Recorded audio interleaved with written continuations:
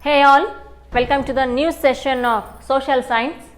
I am Kavita here to present one more new lesson from history part, and this is the last lesson from history part, that is unit 10, the political development of 20th century.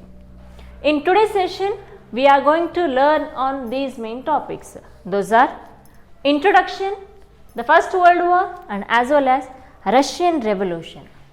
So, before going to learn about First World War, here before 1914, so before 1914 the powerful countries of Europe continent, then which are the powerful countries of Europe? So, the powerful countries of Europe continent, the countries are England, Germany, Italy, France, Austro-Hungarian and as well as Russia.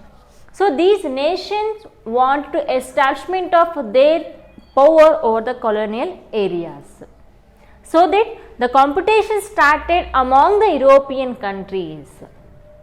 So, ಯುರೋಪಿನ ಬಲಿಷ್ಠ ರಾಷ್ಟ್ರಗಳು ತಮ್ಮದೇ ಆದಂಥ ಒಂದು powerful ಅಂದರೆ ತಮ್ಮದೇ ಆದಂಥ ಒಂದು ಏರಿಯಾಗಳನ್ನ ಎಸ್ಟಾಬ್ಲಿಷ್ ಮಾಡೋಕ್ಕೆ ಸ್ಟಾರ್ಟ್ ಮಾಡ್ತಾ ಹೋಗ್ತಾರೆ.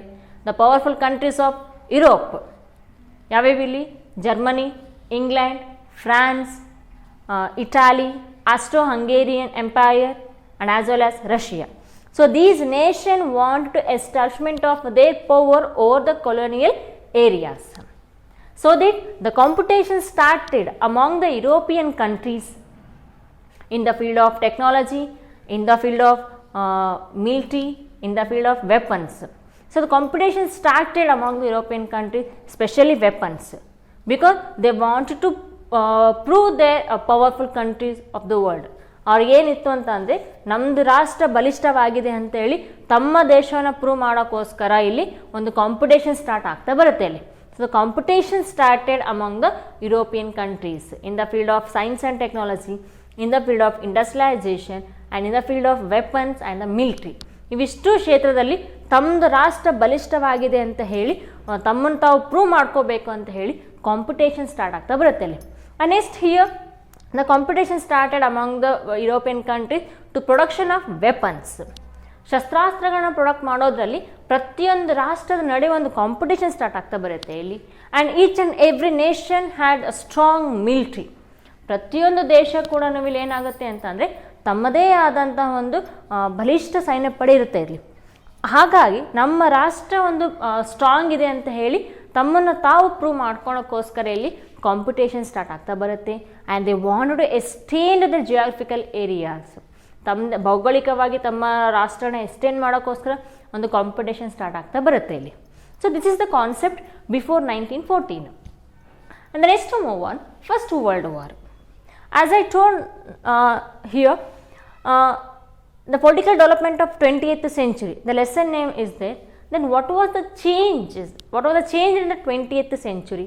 20ನೇ ಶತಮಾನದಲ್ಲಿ ಯಾವ್ಯಾವ ರೀತಿಯಲ್ಲಿ ರಾಜಕೀಯವಾಗಿ ಜಗತ್ತಿನಾದ್ಯಂತ ಬದಲಾವಣೆಗಳಾಗ್ತವೆ ಇಲ್ಲಿ.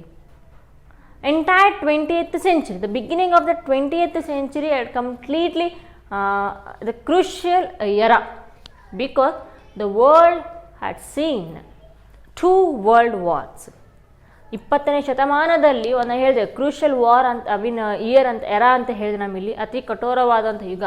ಯಾಕೆ ಅಂತಂದರೆ ಇಡೀ ಜಗತ್ತು 2 ಯುದ್ಧಗಳನ್ನು ನೋಡಬೇಕಾದ ಸಂದರ್ಭ ಬರುತ್ತೆ ಇಲ್ಲಿ.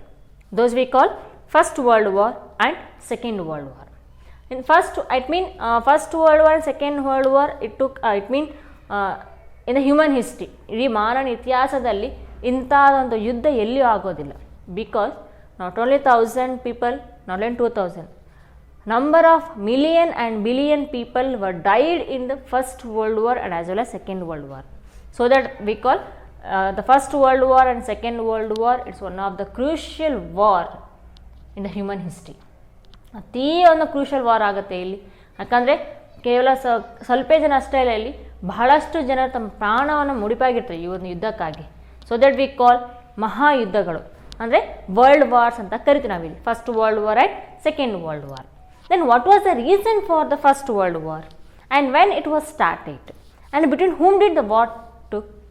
Then what was the reason for the first world war? Yes, what was the cause for the First World War and when it was started and between whom did the war start? Yes, let us discuss about the First World War. The main cause for the First World War, that is the assassination of Archduke Francis Ferdinand. So, the assassination of Archduke Francis Ferdinand. Then who is Archduke Francis Ferdinand? So, Archduke Francis Ferdinand, he was the king of Austria. So, the main cause for the First World War, that is the assassination of Archduke Francis Ferdinand. So, Archduke Francis Ferdinand, the name of the person name, he was a king of Austria. So, Archduke Francis Ferdinand, he was assassinated by Serbia citizen. Andre you Archduke Francis Ferdinand, ಇದು ಒಂದೇ name. So archduke Francis Ferdinand ಯಾರಂತಂದರೆ ಇವ ಆಸ್ಟ್ರಿಯಾದ ರಾಜ ಅಂತ ಹೇಳ್ತೀವಿ ನಾವಿಲ್ಲಿ. So the main cause for the first world war here the assassination of archduke Francis Ferdinand. He was the king of Austria. So Archduke had visited Serbia nation in the year 1914. So, Archduke Francis Ferdinand was assassinated by Serbia citizen. ಅಂದರೆ ಇವಾಗ ಆಸ್ಟ್ರಿಯಾದ ರಾಜ್ಯ ಯಾರನಿಂದ ಅವನು ಹತ್ಯೆ ಒಳಗೊಟ್ಪಡ್ತಾನೆ ಅಂದರೆ ಸರ್ಬಿಯಾದ ಸಿಟಿಸನ್ನಿಂದ ಅಂತ ಹೇಳ್ತೀವಿ. The main ಕಾಸ್ ಅಂದರೆ ಮೊದಲನೇ ಜಾಗತಿಕ ಯುದ್ಧದ ಒಂದು ಮೊದಲ ಕಾರಣ ಏನು ಅಂತಂತಂದರೆ ಆರ್ಚ್ಡ್ಯೂಕ್ ಫ್ರಾನ್ಸಿಸ್ ಫರ್ಡಿನಾಂಡ್ನ ಹತ್ಯೆ ಮಾಡ್ತಾರೆ. ಯಾರು ಹತ್ಯೆ ಮಾಡ್ತಾರೆ ಇಲ್ಲಿ? ಸರ್ಬಿಯಾದ ಸಿಟಿಸನ್ ಅಂತ ಹೇಳ್ತೀವಿ. So it was one of the an immediate cos for the first world war. As a result the enmity started between Austria versus Serbia. Again once I am repeating here, the main cause for the first world war, the assassination of Archduke Francis Ferdinand. He was the king of Austria. So it was completely assassinated by Serbia citizen. ಯಾರಿಂದ ಅವನು ಹತ್ಯೆ ಆಗ್ತಾನೆ ಇಲ್ಲಿ? ಸರ್ಬಿಯಾದ ಒಬ್ಬ ಪ್ರಜೆಯಿಂದ ಅವನು ಹತ್ಯೆಗೊಳಪಡ್ತಾರೆ. ಹೀಗಾಗಿ ಒಂದು immediate ಕಾಸ್ ಆಗಿ ಒಂದು ಕನ್ವರ್ಟ್ ಆಗುತ್ತೆ. So that the enmity started between Austria versus Serbia. As a result, the entire world had divided into two groups. ಅಂದರೆ ಸರ್ಬಿಯಾಕ್ಕೆ ಒಂದು ಗ್ರೂಪ್ ಸಪೋರ್ಟ್ ಮಾಡಿದರೆ ಆಸ್ಟ್ರಿಯಾಕ್ಕೆ ಒಬ್ಬರು ಸಪೋರ್ಟ್ ಮಾಡ್ತಾರೆ ಅಂತ ಹೇಳ್ಬೋದು ಇಲ್ಲಿ. So the entire world had divided into two groups. Those are a triple entente and one more a triple alliance. So the entire world had divided into two groups. ಅಂದರೆ ಒಬ್ಬರು ಸರ್ಬಿಯಾಕ್ಕೆ ಒಬ್ಬರು support ಮಾಡಿದರೆ ಇನ್ನೊಬ್ಬರು ಆಸ್ಟ್ರಿಯಾಕ್ಕೆ ಒಬ್ಬರು ಸಪೋರ್ಟ್ ಮಾಡ್ತಾರೆ. Austria not Australia. Austria ಅನ್ನೋದೊಂದು dynasty ಅಂತ ಹೇಳ್ಬೋದು, ಒಂದು ಸಾಮ್ರಾಜ್ಯ ಅಂತ ಹೇಳ್ಬೋದು ನಾವಿಲ್ಲಿ. So the entire world had divided into two groups. One a triple entente and one more a triple alliance. So triple entente ಯಾರಿಗೆ ಸಪೋರ್ಟ್ ಮಾಡ್ತಾರೆ ಅಂತಂದರೆ ಸರ್ಬಿಯಾದಾಗೆ ಸಪೋರ್ಟ್ ಮಾಡಿದರೆ, ಟ್ರಿಪಲ್ ಅಲೈನ್ಸ್ ಯಾರಿಗೆ ಸಪೋರ್ಟ್ ಮಾಡ್ತಾರೆ ಅಂತಂದರೆ ಆಸ್ಟ್ರಿಯಾಗೆ ಸಪೋರ್ಟ್ ಮಾಡ್ತಾರೆ ಅಂತ ಹೇಳ್ಬೋದು ನಾವಿಲ್ಲಿ. So in triple entente the prominent nations are England, France and Russia. England, France, Russia were the prominent countries of a triple entertained. And in triple alliance, who are the prominent here? Germany, Italy and Austro-Hungary. So, in triple alliance, Germany, Italy and Austro-Hungary were the prominent countries of triple alliance. So, in the beginning of the war, illenagate antantandre Italy. So along with the war there was small changes in the group. ಇಲ್ಲೇನಾಗುತ್ತೆ ಅಂದರೆ Italy ಯಾವ ಕಡೆ ಹೋಗ್ತಾರೆ ಅಂತ ಅಂದರೆ triple entertained ಗ್ರೂಪಿಗೆ ಹೋಗುತ್ತೆ. So while doing the war ನಡೆಯೋ ಟೈಮಲ್ಲಿ ಏನಾಗುತ್ತೆ ಅಂದರೆ along with the war small changes in the group, ಒಂದು ಬದಲಾವಣೆ ಆಗುತ್ತೆ. ಅದೇನು ಬದಲಾವಣೆ ಆಗುತ್ತೆ ಅಂತಂದರೆ ಇಟಾಲಿ. ಸೊ ಇಟಾಲಿ ಯಾವ ಒಂದು ಗ್ರೂಪಿಗೆ ಸೇರ್ಪಡಾಗುತ್ತೆ ಇಲ್ಲಿ? ಎನಿಮಿಟಿ ಗ್ರೂಪಿಗೆ ಸೇರುತ್ತೆ ಅಂತ ಹೇಳ್ಬೋದು ನಾವಿಲ್ಲಿ. ಸೊ ಇಟಾಲಿ ಯಾವ ಗ್ರೂಪಿಗೆ ಜಾಯ್ನ್ ಆಗ್ತಾರೆ ಇಲ್ಲಿ? Triple entertained. But most changes here in the beginning of the war. So in the beginning of the war, USA had stayed neutral. So basically the war started in the year 1914. 1914 first world war start ಆಗುತ್ತೆ ಇಲ್ಲಿ.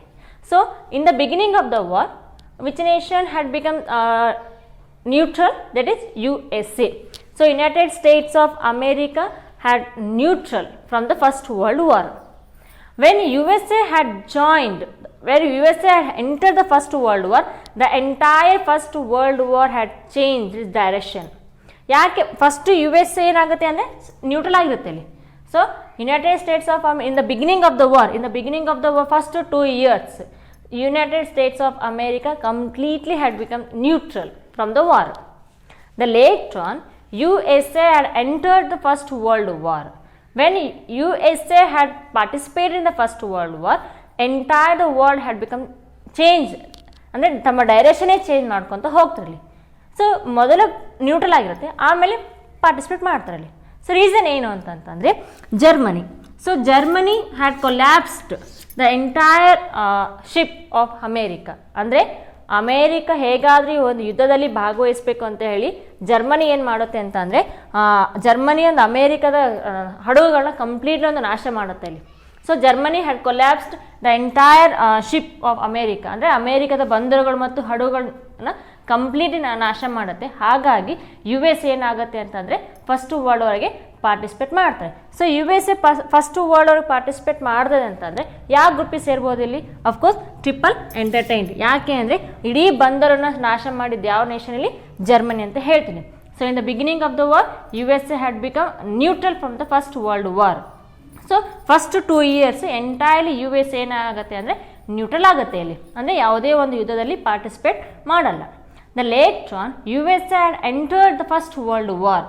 When America participated in the First World War, the entire direction of the First World War had become changed. Main reason here, Germany had collapsed American ships. ಅಂದರೆ Germany ಏನು ಮಾಡುತ್ತೆ ಅಂತಂದರೆ ಅಮೇರಿಕದ ಬಂದರುಗಳನ್ನ completely ನಾಶ ಮಾಡುತ್ತೆ ಅಂತ ಹೇಳ್ತೀವಿ ನಾವಿಲ್ಲಿ. ಹಾಗಾಗಿ ಅಮೇರಿಕ ಯಾವ ಒಂದು ಗ್ರೂಪಿಗೆ ಸಪೋರ್ಟ್ ಕೊಡುತ್ತೆ ಇಲ್ಲಿ? Triple entertained. ಅಂದರೆ ಟ್ರಿಪಲ್ ಎಂಟರ್ಟೈನ್ಡ್ ಗ್ರೂಪಿಗೆ ಅವರು ಸಪೋರ್ಟ್ ಮಾಡ್ತಾರೆ ಅಂತ ಹೇಳ್ಬೋದು. So during the war Russia withdraw from the first world war. ಇಲ್ಲಿ ಯು ಎಸ್ ಎ ಎಂಟ್ರಿ ಆಗುತ್ತೆ, ಬಟ್ ರಷ್ಯಾ ಏನಾಗುತ್ತೆ ಇಲ್ಲಿ ನ್ಯೂಟ್ರಲ್ ಆಗುತ್ತೆ, ಅಂದರೆ ವಾರಿಂದ ಹಿಂದಕ್ಕೆ ಬರ್ತಾರೆ. So during the first world war Russia withdraw from the first world war. ಯಾಕೆ ಅಂತಂದರೆ because of reason the revolution was started in the year 1917 in Russia. ಅಂದರೆ ಏನಾಗುತ್ತೆ ಅಂದರೆ ಅಮೇರಿಕ ಪಾರ್ಟಿಸಿಪೇಟ್ ಮಾಡುತ್ತೆ, ಅಂದರೆ America ಭಾಗವಹಿಸುತ್ತೆ.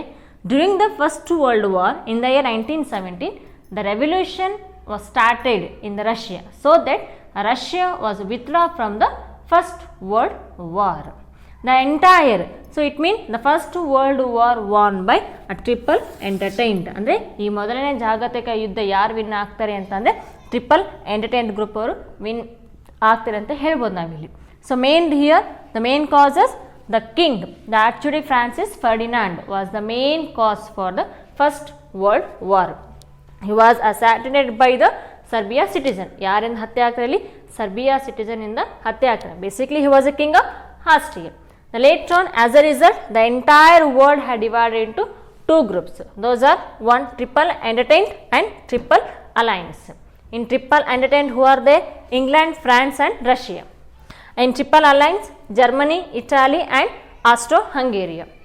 So along with the war, the small changed in the group, that is Italy had joined enmity group, that is triple entertained. ಆ war ನಡೆಯೋ ಟೈಮಲ್ಲಿ ಏನಾಗುತ್ತೆ ಅಂದರೆ ಇಟಾಲಿ ಯಾರೋ ಒಂದು ಗ್ರೂಪಿಗೆ ಸೇರುತ್ತಲ್ಲಿ ಈ ಒಂದು ಟ್ರಿಪಲ್ ಎಂಟರ್ಟೈನ್ಡ್ ಗ್ರೂಪಿಗೆ ಸೇರ್ಪಡೆ ಆಗುತ್ತೆ. So the war started in the year 1914. In the beginning of the war, which nation had become neutral? That is USA.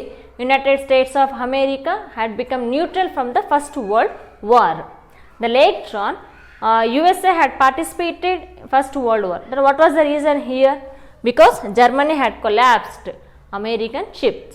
ಅಂದರೆ ಅಮೇರಿಕಾ ಫಸ್ಟ್ ವರ್ಲ್ಡ್ ವಾರಲ್ಲಿ ಪಾರ್ಟಿಸಿಪೇಟ್ ಮಾಡೋಕ್ಕೆ ಮೇನ್ ಕಾರಣ ಅಂತಂದರೆ ಜರ್ಮನಿ ಏನು ಮಾಡುತ್ತೆ ಅಂತಂದರೆ ಅಮೇರಿಕದ ಬಂದರುಗಳು ಮತ್ತು ಹಡಗುಗಳನ್ನ ಕಂಪ್ಲೀಟ್ ನಾಶ ಮಾಡುತ್ತೆ. ಹಾಗಾಗಿ ಇಲ್ಲಿ ಏನಾಗುತ್ತೆ ಅಂದರೆ U S A first world ವಾರ್ಗೆ ಪಾರ್ಟಿಸಿಪೇಟ್ ಮಾಡುತ್ತೆ ಅಂತ ಹೇಳ್ಬೋದು ನಾವಿಲ್ಲಿ. So the later on when U S A participate in the first world war, the entire the war change their direction. And later on, Russia was withdrawn from the First World War. Because of reason, the revolution was started in the Russia in the year 1917. ಅಂದರೆ 1917ನಲ್ಲಿ Russia ಕ್ರಾಂತಿ start ಆಗುತ್ತೆ. ಹಾಗಾಗಿ Russia ಏನು ಮಾಡುತ್ತೆ ಅಂದರೆ ಈ ಯುದ್ಧದಿಂದ ಹಿಂದಕ್ಕೆ ಬರುತ್ತೆ ಅಂತ ಹೇಳ್ಬೋದು ನಾವಿಲ್ಲಿ. The entire the first world war won by triple entente. It mean U S A had gain more powerful country in the First World War. By the First World War, which nation had become it means came to as a powerful country. ಈ world war ಇಂದ ಯಾವ ಒಂದು nation powerful ಕಂಟ್ರಿಯಾಗಿ ಹೊರಹೊಮ್ಮುತ್ತೆ ಅಂತ ಅಂದರೆ that is none other than USA, United States of America. So by the first world war, ಈ world war ಇಂದ ಏನಾಗುತ್ತೆ ಅಂತಂದರೆ ಎಂಟೈರ್ ಇಡೀ ಜಗತ್ತಿನಲ್ಲಿ ಒಂದು ಅಮೇರಿಕ ಒಂದು ಬಲಿಷ್ಠ ರಾಷ್ಟ್ರವಾಗಿ ಹೊರಹೊಮ್ಮುತ್ತೆ ಅಂತ ಹೇಳ್ಬೋದು ನಾವಿಲ್ಲಿ. And later on, Triple Entente had forced a treaty for Germany that we call Treaty of Versailles. It means the First World War ended with the Treaty of Versailles in the year 1918. ಅಂದರೆ ಮೊದಲನೇ ಜಾಗತಿಕ ಯುದ್ಧ ಯಾವಾಗ end ಆಗುತ್ತೆ ಅಂದರೆ 1918ರಲ್ಲಿ. The First World War ended with the Treaty of Versailles. ಯಾವುದೇ ಒಂದು ಒಪ್ಪಂದದ ಮೂಲಕ ಮೊದಲನೇ ಜಾಗತಿಕ ಯುದ್ಧ ಒಂದು ಮುಕ್ತಾಯವಾಗುತ್ತೆ ಅಂತಂದರೆ the treaty of Versailles. As A result Germany had lost their importance in the world. Austro-Hungarian dynasty, they lost the geographical position, and moreover the Treaty of Versailles, it was insulting a treaty for Germany. ಈ ಒಂದು ಒಪ್ಪಂದ ಯಾರಿಗೊಂದು ಅವಮಾನ ಆಗುತ್ತೆ ಅಂತಂದರೆ Germany ನೇಷನ್ಗೆ ಅವಮಾನ ಆಗುತ್ತೆ. Because as A result Germany had last most of is geographical position and most of is wealth, and more over Austro-Hungary had lost their position, their geographical location. So by the Treaty of Versailles, England, France and USA had got more profit from the First World War. ಈ treaty of Versailles ಇಂದ ಏನಾಗುತ್ತೆ ಅಂತಂದರೆ ಜರ್ಮನಿಗೆ ಒಂದು ತುಂಬ insult ಆಗುತ್ತೆ. It was insulting for Germany country. So Italy specially Austro and Hungary had lost the geographical position, and moreover Germany had lost most of its places and wealth. And by the Treaty of Versailles, England, France and USA had got more profit from the First World War. And as a result, according to Treaty of Versailles, one organization was established because to avoid the war, that we call League of Nations. So Treaty of Versailles ನ ಪ್ರಕಾರ ಒಂದು ಸಂಸ್ಥೆ ನಮ್ಮ ಜಗತ್ತಿನಲ್ಲಿ ಒಂದು start ಆಗುತ್ತೆ. ಅದು ಯಾವುದು ಅಂತಂದರೆ league of nations. So league of nations was established in the year 1919 according to treaty of Versailles. ಅಂದರೆ ಯಾವುದೇ ಒಂದು ಯುದ್ಧ ಮುಂದೆ ಆಗಬಾರ್ದು ಅಂತ ಹೇಳಿ ಒಂದು ಸಂಘ ಸ್ಟಾರ್ಟ್ ಆಗುತ್ತೆ, ಒಂದು ಸಂಸ್ಥೆ ಸ್ಟಾರ್ಟ್ ಆಗುತ್ತೆ. ಅದು ಯಾವುದು ಅಂದರೆ league of nation.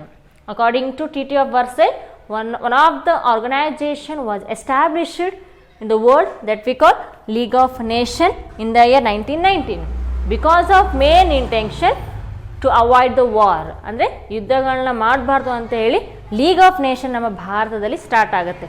But unfortunately here the league of nation was failure. ಅಂದರೆ ಏನಾಗುತ್ತೆ because of lack of coordination. ಈ ಲೀಗ್ ಆಫ್ ನೇಷನ್ ಮೆಂಬರ್ಸ್ ಇದ್ದಾರಲ್ಲ ಅವರ ಒಂದು ನಡುವೆ ಒಂದು ಕೋಆರ್ಡಿನೇಷನ್ ಇಲ್ಲಾರ್ದಕ್ಕಾಗಿಯೇ ಅವ್ರ ಲೀಗ್ ಆಫ್ ನೇಷನ್ಸ್ ಏನಾಗುತ್ತೆ ಅಂದರೆ ಕಂಪ್ಲೀಟ್ಲಿ ಕ್ಲೋಸ್ ಆಗುತ್ತೆ ಅಂತ ಹೇಳ್ತೀವಿ. So as a result league of nation ಅಂದರೆ ಆ ಲೀಗ್ ಆಫ್ ನೇಷನ್ ಕ್ಲೋಸ್ ಆಗಿದ್ದಕ್ಕಾಗಿಯೇ ಸೆಕೆಂಡ್ ವರ್ಲ್ಡ್ ವಾರಿಗೆ ಒಂದು ಲೀಡ್ ಕೊಟ್ಟಂಗೆ ಆಗುತ್ತೆ ಅಂತ ಹೇಳ್ಬೋದು. So league of nation start ಮಾಡಿದ ಇಂಟೆನ್ಷನ್ನೇ ಯುದ್ಧ ಮಾಡಬಾರ್ದು ಅಂತಲೇ ಸ್ಟಾರ್ಟ್ ಮಾಡ್ತಾರೆ. ಆದರೆ ಲ್ಯಾಕ್ ಆಫ್ ಕೋಆರ್ಡಿನೇಷನ್ ಅಂದರೆ ಆ ಮೆಂಬರ್ಶಿಪ್ಪಲ್ಲಿ ಒಂದು ಕೋಆರ್ಡಿನೇಷನ್ ಇಲ್ಲಾರ್ದಕ್ಕಾಗಿಯೇ ಸೆಕೆಂಡ್ ವರ್ಲ್ಡ್ ವಾರ್ ಸ್ಟಾರ್ಟ್ ಆಗುತ್ತೆ. And more over here dictators ruling was started. ಅಂದರೆ ನಿರಂಕುಶದ ಪ್ರಭುಗಳ ಒಂದು ರೂಲಿಂಗ್ ಕೂಡ ಸ್ಟಾರ್ಟ್ ಆಗ್ತಿದೆ ಅಂತ ಹೇಳ್ಬೋದು. So this is about first world war. Next move on Russian revolution. Then what was the reason for the revolution in the Russia and when it was started? Here the beginning of the 20th century, the entire political development had changed in the world. In the modern period, the revolution took in the Russia. Then what was the reason? So as we studied in the previous class in 9th standard, we studied about American Revolution and as well as France Revolution. So in the modern period, in the beginning of the 20th century, the revolution was started in the Russia. So as we studied in the First World War, Russia was a withdraw from the First World War because for revolution. Here Russia is the biggest country in the world and it was ruled by Tsar dynasty in the 19th century. So which is the biggest country in the world? That is Russia. So it was ruled by Tsar dynasty. Tsar rulers were exploiting the landlords. Tsar ಅಂದರೆ ಆ Russia ಮನೆತನವನ್ನು ಯಾರು ಆಳ್ತಾ ಇದ್ರಲ್ಲಿ ಆಳ್ವಿಕೆ ಮಾಡ್ತಾ ಇದ್ರಲ್ಲಿ ಝಾರ್ ಮನೆತನದವರು. They were exploiting the landlords. Then landlords turned into they were exploiting the small farmers and workers. ಅಂದರೆ ಲ್ಯಾಂಡ್ಲಾರ್ಡ್ಸ್ ಯಾರಿಂದ ಶೋಷಣೆ ಒಳಪಡ್ತಾ ಇದ್ರಲ್ಲಿ ಝಾರ್ ಮನೆತನದಿಂದ, ಮತ್ತು ಲ್ಯಾಂಡ್ಲಾರ್ಡ್ಸ್ ಅವರು ಯಾರನ್ನ ಶೋಷಣೆ ಮಾಡ್ತಾ ಇದ್ರಲ್ಲಿ workers and labours. And the Russian people were fed up the way of the administration of Tsar. ಅಂದರೆ ಝಾರ್ ಮನೆತನದವರು ನಡೆಸುವಂಥ ಅಡ್ಮಿನಿಸ್ಟ್ರೇಷನ್ಗೆ ಅಷ್ಟು ಬೆಂಬಲ ಇರಲಿಲ್ಲ. It mean they were not up to the mark. The way of the administration of tsar family were not up to the mark for the Russian people. ಅಂದರೆ ದುರಾಡಳಿತ ಭಾಳ ಮಾಡ್ತಾರೆ. Because they were exploiting the common people, they were exploiting the farmers, labours, women and children. ಅಂದರೆ ಬಹಳಷ್ಟು ಶೋಷಣೆ ಮಾಡ್ತಾ ಇರ್ತಾರೆ ಇಲ್ಲಿ. ಸೊ ದುರಾಡಳಿತ ಭಾಳ ಮಾಡ್ತಾ ಇರ್ತಾರೆ. They were fed up the way of the administration of tsar family, hence they called nationalistic zeal. So the Russian people had declared the way of the administration of tsar family, they called nationalistic zeal. ರಾಷ್ಟ್ರೀಯತೆಯ jail ಅಂತೇಳಿ declare ಮಾಡ್ತಾರೆ. ಯಾಕೆ ಅಂದರೆ ಅವ್ರು ಮಾಡುವಂಥ ದುರಾಡಳಿತದ ಬಗ್ಗೆ. Because they were exploiting, ಅವರು ಶೋಷಣೆ ಮಾಡ್ತಾ ಇರ್ತಾರೆ. The way of the administration was not up to the mark. ಅಂದರೆ ಅಷ್ಟು ಹೇಳ್ಕೊಳೋಷ್ಟು ಡೆವಲಪ್ಮೆಂಟ್ ಝಾರ್ ಮನೆತನದವರು ಮಾಡಿರಂಗಿಲ್ಲ. ಹಾಗಾಗಿ hence they called nationalistic zeal. And same here in the year 1905. In the year 1905, Japan, a small country from the Asian continent, Japan was defeated Russia. So Russia is the biggest country in the world. ಒಂದು ದೊಡ್ಡ ರಾಷ್ಟ್ರ ಒಂದು ಸಣ್ಣ ರಾಷ್ಟ್ರದಿಂದ ಸೋಲುತ್ತೆ ಅಂತಂದರೆ ಇದು ಯಾರಿಗೆ ಅವಮಾನ? ಆ ಒಂದು ದೇಶಕ್ಕೆ ಅವಮಾನ ಅಂತ ಹೇಳ್ಬೋದು ನಾವಿಲ್ಲಿ. So in the year 1905 Japan was defeated Russia. Japan was small country from the Asian continent, but Russia is the biggest country in the world.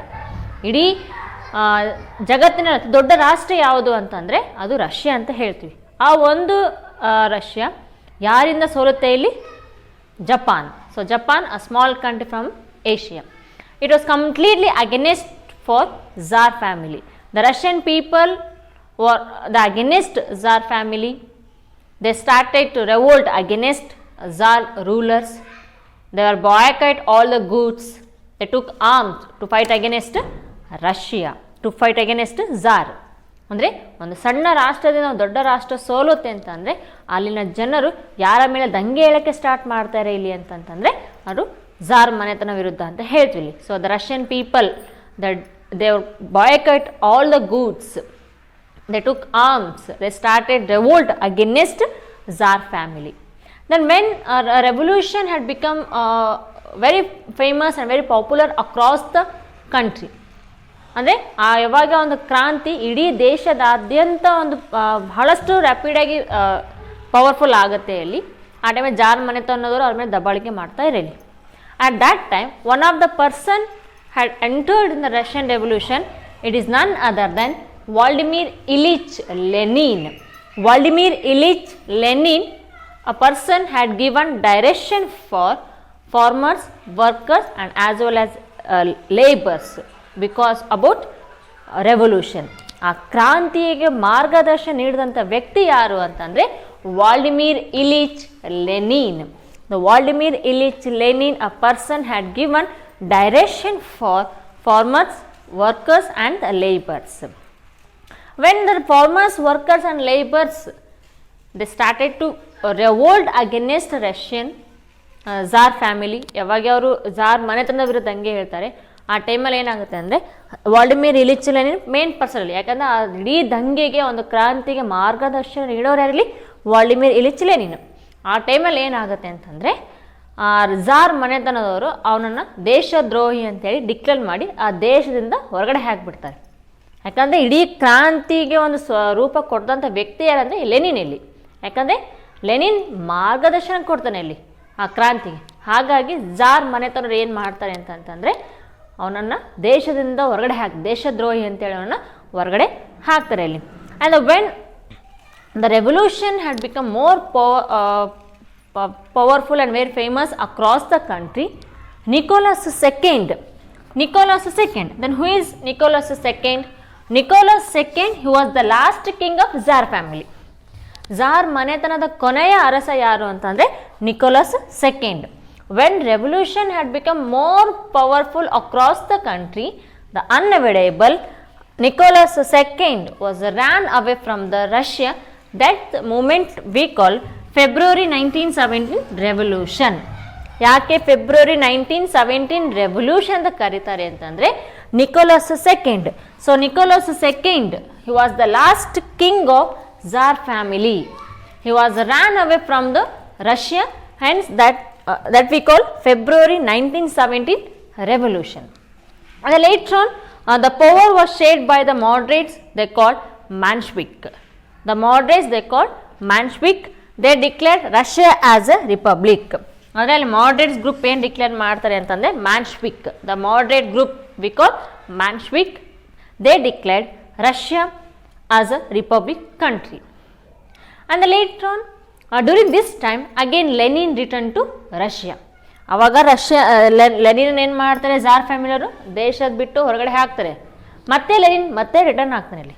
So during this time Lenin returned to Russia. He declared 3 words for Russian people that we call peace, food and land. So peace, food and land words were declared by Lenin, Vladimir Ilyich Lenin. ಅಂದರೆ ಯಾವಾಗ ರಷ್ಯಾಕ್ಕೆ ಮತ್ತೆ return ಬರ್ತಾನೆ Lenin ಇಲ್ಲಿ, ಆ ಬಂದ ಸಂದರ್ಭದಲ್ಲಿ 3 ವರ್ಡ್ಸ್ಗಳನ್ನ declare ಮಾಡ್ತಾನೆ. ಅವ್ಯಾವು? Peace, food and land. These 3 words were declared by Lenin. Very important statement here. And later on, they were supported by the workers, farmers across the country. The Bolshevik Party of the Workers created October Revolution 1917. Then who created October Revolution 1917? That Bolsheviks. So Bolsheviks had created October Revolution 1917. And Lenin had joined this revolutionary group, and later on he declared Russia as a socialist republic union on October 7th. ಅಂದರೆ ಬೋಲ್ಶ್ವಿಕ್ ಪಾರ್ಟಿಯವ್ರು ಏನು create ಮಾಡ್ತಾರೆ ಇಲ್ಲಿ, October revolution 1917 ಅಂತ create ಮಾಡ್ತಾರೆ. ಈ ಒಂದು ಬೋಲ್ಶ್ವಿಕ್ ಪಾರ್ಟಿಗೆ ಯಾರು ಜಾಯ್ನ್ ಆಗ್ತಾರೆ ಇಲ್ಲಿ? Lenin. So Lenin had join Bolsheviks party and he declared Russia as a socialist republic union on October 7th. And because of all this development, because ಆ ಒಂದು ರಷ್ಯಾ ಕ್ರಾಂತಿ ಮಾಡೋದಕ್ಕೆ ಒಂದು ಪ್ರೇರೇಪಣೆ ಮಾರ್ಗದರ್ಶನ ಕೊಟ್ಟಂಥ ವ್ಯಕ್ತಿ ಯಾರು ಅಂದರೆ ಲೆನಿನ್ ಅಂತ ಹೇಳ್ತೀವಿ. Because for all this development Lenin became the first president of Russia. Then who became the first president of Russia? That is none other then Vladimir Ilyich Lenin. So Lenin became first president of Russia, and here he declared that land belongs to the farmers. So Lenin ಏನು declare ಮಾಡ್ತಾನೆ ಅಂತಂದರೆ ಉಳುವವನೇ ಭೂಮಿಯ ಒಡೆಯ ಅಂತ ಹೇಳಿ declare ಮಾಡ್ತಾನೆ. The land belongs to the farmers, and he implemented political and economical development policies across the country, and during his time Russia had become developed. And he given free education and free health for the Russian people, and he was the first person, Lenin was the first person to implemented Karl Marx policy. ಅಂದರೆ Karl marks ಒಬ್ಬ ಸಮಾಜವಾದಿ ಅಂತ ಹೇಳ್ತೀವಿ ನಾವೇನು, communist person. ಅವನ ಒಂದು ತತ್ವವನ್ನು ಒಂದು implement ಮಾಡಿದಂಥ ವ್ಯಕ್ತಿ ಯಾರು ಅಂದರೆ Lenin. So Lenin was the first person to implemented Karl Marx policy, that is communism ಅಂತ ಹೇಳ್ತೀವಿ ನಾವಿಲ್ಲಿ. ಸೊ Lenin was died in the year 1924. So after Lenin, Joseph Stalin became second president of Russia. So Joseph Stalin became the second president of Russia. So after death of Lenin, so he built USSR as the strongest country, an opponent country for USA. USSR or Russia. USSR in the sense United Socialist Soviet Russia. So during Joseph Stalin period, USS had become more developed in various fields in the 20th century. Joseph Stalin is aimed to opponent a strong country to opponent USA. ಅಂದರೆ ಇವನ ಉದ್ದೇಶ ಏನು ಆಗಿತ್ತು ಅಂದರೆ United States of America ಆ ಟೈಮಲ್ಲಿ ಪ್ರಬಲ ರಾಷ್ಟ್ರ ಆಗಿತ್ತು ಫಸ್ಟ್ ವರ್ಲ್ಡ್ ವಾರಲ್ಲಿ. ಅದರ ವಿರುದ್ಧ ಹೇಗಾದರೂ ಮಾಡೋ ಒಂದು ಪ್ರಬಲ ರಾಷ್ಟ್ರವಾಗಿ ನಾವು ಬರಬೇಕು ಅಂತ ಹೇಳಿ USSR ಒಂದು ಸ್ಟ್ರಾಂಗೆಸ್ಟ್ ಕಂಟ್ರಿ ಆಗಿ ಜೋಸೆಫ್ ಸ್ಟಾಲಿನ್ ಡೆವಲಪ್ಮೆಂಟ್ ಮಾಡ್ತಾ ಹೋಗ್ತಾರೆ. ಈ developed USS in the various field, in the field of industry, in the field of production of weapons, in the military way and education, technology, everything, because to opponent USA the ವಿರುದ್ಧವಾಗಿ ಒಂದು ಪ್ರಬಲ ರಾಷ್ಟ್ರವಾಗಿ USSRನ ಮಾಡಬೇಕು ಅಂತ ಹೇಳಿ Joseph Stalin ಏನು ಮಾಡ್ತಾರೆ ಅಂತಂದರೆ ಒಂದು ರಷ್ಯಾ ದೇಶವನ್ನು ಬಹಳಷ್ಟು ಡೆವಲಪ್ಮೆಂಟ್ ಮಾಡ್ತಾ ಹೋಗ್ತಾನೆ. Next here and USSR launched the first satellite in the history of human civilization. USSR, the first nation to, it means the first satellite in the history of human civilization, and the first astronaut of the world, that is Yuri Gagarin. Yuri Gagarin was the first astronaut in the world, and Joseph Stalin had implemented 5 years plan. So Joseph Stalin had implemented 5 years plan. ಪಂಚವಾರ್ಷಿಕ ಯೋಜನೆ ಅಂತ ನಾವು ಕರಿತೀವಿ. ಇಲ್ಲಿ ಆ ಪಂಚವಾರ್ಷಿಕ ಯೋಜನೆಯನ್ನು introduce ಮಾಡಿದ ವ್ಯಕ್ತಿ ಯಾರು ಅಂದರೆ Joseph Stalin.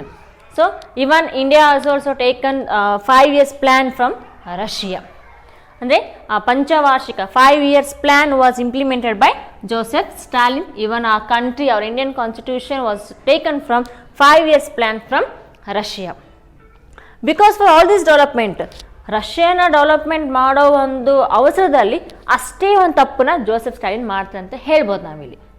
And next here after Joseph Stalin, Gorbachev became third president of USSR. Then who became third president of USSR? That is Gorbachev. So Gorbachev became the next president, and he implemented a various development in Russia. So that he introduced 2 words because to development of USSR. ಅಂದರೆ Joseph Stalin ಏನು ಮಾಡಿದ್ರೆ ಡೆವಲಪ್ಮೆಂಟ್ನ ಮತ್ತೊಮ್ಮೆ reorganisation ಮಾಡ್ತಾ ಹೋಗ್ತಾನೆ ಇಲ್ಲಿ. ಯಾರಿಲ್ಲಿ? Gorbachev. So Gorbachev had introduce 2 words because to development of USSR. Those words we call perestroik, it means reorganizing. This word was introduced in the year 1985. Perestroik in the sense reorganizing. This word was introduced in the year 1985. And the glasnost, it means liberal. This word was introduced in the year 1987. ಇವೆರಡೂ ವರ್ಡ್ಸ್ನ ಯಾಕೆ Gorbachev introduce ಮಾಡ್ತಾನೆ ಅಂತಂದರೆ entire ರಷ್ಯಾನ ಮತ್ತೊಮ್ಮೆ ಪುನರ್ ಸಂಘಟನೆ ಮಾಡಬೇಕು, ಮತ್ತೊಮ್ಮೆ development ಮಾಡಬೇಕು ಅಂತ ಹೇಳಿ ಈ 2 ವರ್ಡ್ಸ್ನ ಅವನು ಇಂಟ್ರೊಡ್ಯೂಸ್ ಮಾಡ್ತಾ ಹೋಗ್ತಾನೆ. ಆ 2 words ಯಾವುದು ಅಂದರೆ ಒನ್ ಪೆರೆಸ್ಟ್ರಾಯ್ಕ್, ಇಟ್ ಮೀನ್ ರಿಆರ್ಗನೈಸಿಂಗ್, ಮತ್ತೊಮ್ಮೆ ರಷ್ಯಾನ ಪುನರ್ ಸಂಘಟನೆ ಮಾಡಬೇಕು. Another word glasnost, it means liberal. These 2 words were introduced by Gorbachev. So by this concept today we have completed our session, and remaining topics we will study in the next session. Till then, keep watching the video. Thank you and have a nice day.